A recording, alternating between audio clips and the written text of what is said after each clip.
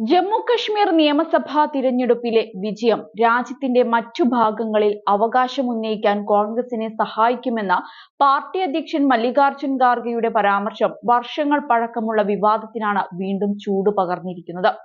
ഏതു വിധേനയും പിടിച്ചെടുക്കുകയെന്ന പാർട്ടിയുടെ മനോഭാവത്തിന്റെ കൂടി പ്രതിഫലനമാണ് പ്രസ്താവനയെന്നാണ് വിലയിരുത്തപ്പെടുന്നത്. ഭരണം കൈക്കലാക്കാൻ ഇതേ കാഴ്ചപ്പാടാണ് കോൺഗ്രസ് തങ്ങളുടെ ചരിത്രത്തിലുടനീളം പുലർത്തിയത് എന്നതിന് നിരവധി ഉദാഹരണങ്ങൾ വേറെയുമുണ്ട്.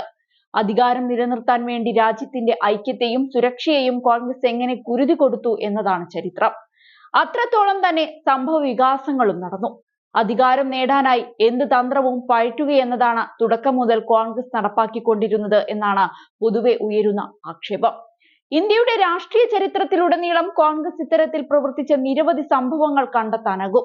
ജനാധിപത്യ സ്ഥാപനങ്ങളെ ദുർബലപ്പെടുത്തി 1975 അടിയന്തരാവസ്ഥ നടപ്പിലാക്കിയതു മുതൽ ഭരണത്തിലിരിക്കെ അധികാരം തങ്ങളിലേക്ക് കേന്ദ്രീകരിച്ചതുവരെയുള്ള കാര്യങ്ങൾ പാർട്ടിയുടെ സ്വേച്ഛാധിപത്യ നിലപാടിന്റെ ഉദാഹരണങ്ങളാണെന്ന് വിമർശിക്കപ്പെട്ടിട്ടുണ്ട്. രാഷ്ട്രീയ ചുറ്റുപാടുകളിൽ മാത്രമല്ല, വിപുലമായി തന്നെ ഇതേ രീതിയാണ് കോൺഗ്രസ് പിന്തുടർന്നിരുന്നത്.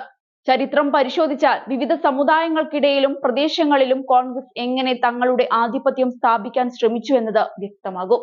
വിഭജന നയങ്ങൾ നടപ്പാക്കി ഭിന്നിപ്പും അശാന്തിയും വിതച്ചുകൊണ്ടാണ് ഇതെല്ലാം കോൺഗ്രസ് നേടിയെടുത്തത്. ജമ്മു കശ്മീരിൽ ആർട്ടിക്കിൾ 370, 35A എന്നിവ അടിച്ചേൽപ്പിച്ചത് ഇതിനുള്ള മികച്ച ഉദാഹരണങ്ങളാണ്. സംസ്ഥാനത്തിന് പ്രത്യേക പദവി നൽകിക്കൊണ്ട് ചില വോട്ട് ബാങ്കുകളെ പ്രീണിപ്പിക്കുകയെന്ന ലക്ഷ്യമാണ് കോൺഗ്രസിനുണ്ടായിരുന്നത്. പ്രദേശത്തെ തങ്ങളുടെ കാൽ കീഴിൽ നിലനിർത്തുകയെന്ന ലക്ഷ്യത്തോടെയായിരുന്നു കോൺഗ്രസിന്റെ ഈ നീക്കം. വിഘടനവാദവും തീവ്രവാദവും മേഖലയിൽ അശാന്തി പരത്തിയപ്പോഴും പ്രത്യേക പദവി റദ്ദ് ചെയ്യാൻ കോൺഗ്രസ് വിമുഖത കാണിച്ചു. അസ്ഥിരമായ പ്രദേശങ്ങളുടെ നിയന്ത്രണം കൈപ്പിടിയിലാക്കാനുള്ള കോൺഗ്രസിന്റെ തന്ത്രം കൂടിയായിരുന്നു ഇത്. ഇന്ത്യയിലെ വഖഫ് ബോർഡും ഖാർഗെയുടെ പരാമർശത്തിന് സമാന്തരമായാണ് പ്രവർത്തിക്കുന്നതെന്നത് ശ്രദ്ധേയമാണ്.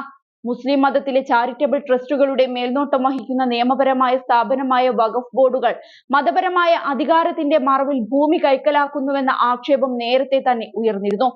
ചിലരുടെ നേട്ടത്തിനു വേണ്ടി മാത്രം വൻതോതിൽ ഭൂമിയും സ്വത്തുക്കളും സ്വന്തമാക്കുന്ന വഖഫ് ബോർഡിന്റെ പ്രവർത്തന രീതി തന്നെയാണ് കോൺഗ്രസും പുലർത്തുന്നത്.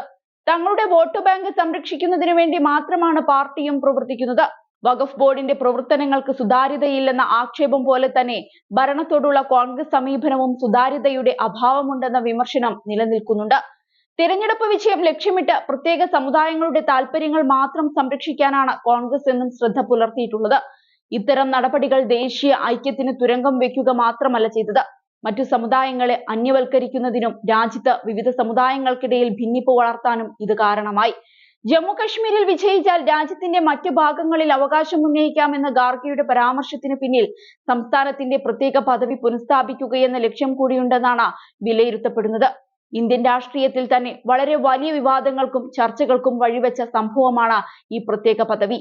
2019 നരേന്ദ്രമോദി സർക്കാരാണ് പ്രത്യേക പദവി റദ്ദാക്കിയത്. ജമ്മു കശ്മീരിന്റെ തനതായ സ്വത്വം നിലനിർത്താനാണ് പ്രത്യേക പദവി നിലനിർത്തിയത് എന്നായിരുന്നു കോൺഗ്രസിന്റെ വാദം.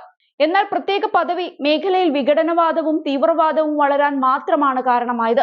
പ്രത്യേക പദവി പുനഃസ്ഥാപിക്കുന്നത് ദേശീയോദ്ഗ്രഥനത്തിന് മാത്രമല്ല ഭീഷണിയാകുന്നത്, മറിച്ച് പതിറ്റാണ്ടുകളായി മേഖലയിൽ നിലനിൽക്കുന്ന വിഭജന രാഷ്ട്രീയത്തിലേക്കും ഈ നീക്കം വഴിവെക്കും. ദേശീയ സുരക്ഷയിൽ പ്രത്യേകിച്ച് ജമ്മു കശ്മീരിന്റെ കാര്യത്തിൽ കോൺഗ്രസ് നടപടികൾ തീർത്തും ദുർബലമാണെന്നാണ് പല വിദഗ്ധരും ചരിത്രകാരന്മാരും ചൂണ്ടിക്കാട്ടുന്നത്. കോൺഗ്രസ് നേതൃത്വത്തിലുള്ള കേന്ദ്ര സർക്കാരുകളുടെ കീഴിൽ ഈ പ്രദേശങ്ങളിൽ തീവ്രവാദം വളർന്നു. വിഘടനവാദികൾക്കും ഭീകരവാദികൾക്കും മേഖലയിൽ വിഹരിക്കാനുള്ള പൂർണ്ണ സ്വാതന്ത്ര്യം ലഭിച്ചു. വിഘടനവാദത്തെ പിന്തുണച്ചു മാത്രം ചരിത്രമുള്ള നാഷണൽ കോൺഫറൻസുമായി സഖ്യമുണ്ടാക്കിയ കോൺഗ്രസ് നീക്കം സ്ഥിതി കൂടുതൽ വഷളാക്കിയിരിക്കുകയാണ്.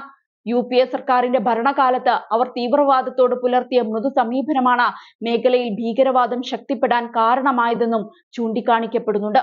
അതുകൊണ്ട് തന്നെ ഖാർഗെയുടെ പരാമർശം ജമ്മു കശ്മീർ നിയമസഭാ തിരഞ്ഞെടുപ്പിലെ വിജയം മാത്രം ലക്ഷ്യം വെച്ചുള്ളതല്ല, മറിച്ച് ദേശീയ സുരക്ഷയിൽ വിട്ടുവീഴ്ച ചെയ്തും രാഷ്ട്രീയ നേട്ടം കൊയ്യുക എന്ന ലക്ഷ്യത്തിന്റെ കൂടി ഭാഗമായിട്ടാണ്.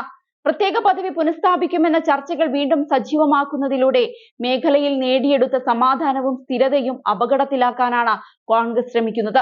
യഥാർത്ഥത്തിൽ മറ്റൊരു തീക്കളിക്കാണ് കോൺഗ്രസ് ഒരുങ്ങുന്നത് എന്നതിൽ ഒരു സംശയവും വേണ്ട.